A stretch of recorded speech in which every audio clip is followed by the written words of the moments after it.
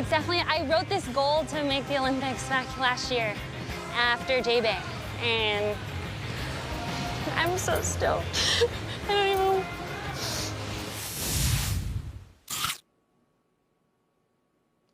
That was Carissa Moore qualifying for the Olympics in a sport that is making its Olympic debut in Tokyo, and that is surfing. And she joins us now from Hawaii. And as we do the show live, it's about 6 minutes to 7 a.m. out there. So I hope we didn't wake you up too early, or is this more of a normal time for you to get out and get on the water?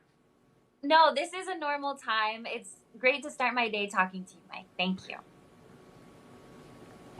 We appreciate that. Is this the best time for you to get out and get on the board and go?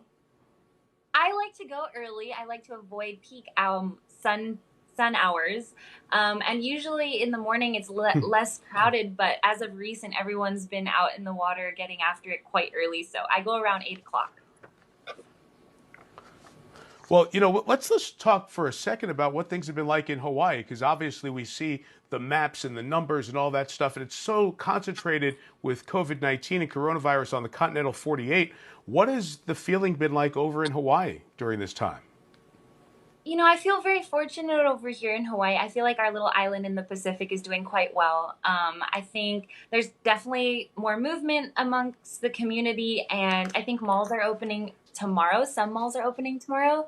So, people are out and about exercising in the ocean and going for runs, and things are looking more normal. So it's feeling good over here. What has the inclusion of surfing in the Olympics done for the sport as someone who's a multiple-time champion in this event? It's huge to have surfing a part of the Olympics. When I was a kid, it was something that I never even dreamed of, but it was as of, the past couple years that it really became a reality and something that I was like, wow, this is something that I would love to become a part of. It's huge for surfing to be respected on that level. And I'm excited to see how the world receives it next year in 2021 in Tokyo. Four-time world champion. What was your reaction as the news was bubbling, and then finally we found the games were postponed, and then we had a postponement date to push it back one full year? How did that impact your world? Obviously it was a little bit of a disappointment at first, but I really do believe it was the best decision for everybody. I am just really grateful that the Olympics is still happening in 2021 and that I'm still on the U.S. team. So one more year to prepare and get excited. What will surfing look like in the Olympics in terms of Tokyo and the water and the waves and all that has to come in there as you're trying to compete for the first gold medal here in this sport? Yeah, it's going to be quite interesting. Surfing is one of the most unique sports because you're dealing with Mother Nature. It's never the same canvas. I have actually never been to the Olympic venue.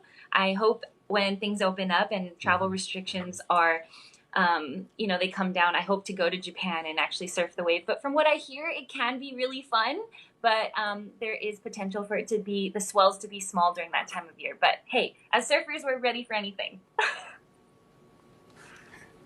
Well, we're going to see a little bit about your life. Riss is the name of a documentary on Red Bull TV. It debuted Monday, featuring you, the four-time world surfing champion. So we'll get a little look into how your life has built up to this point and the run for the Olympics and all the potential. We don't want to keep you too far from getting back on that board like you were as a little kid and getting out to the water for today's time. So, Carissa, we look forward to watching the documentary, and we look forward to seeing you hopefully in Tokyo in a year. Thank you so much for your time.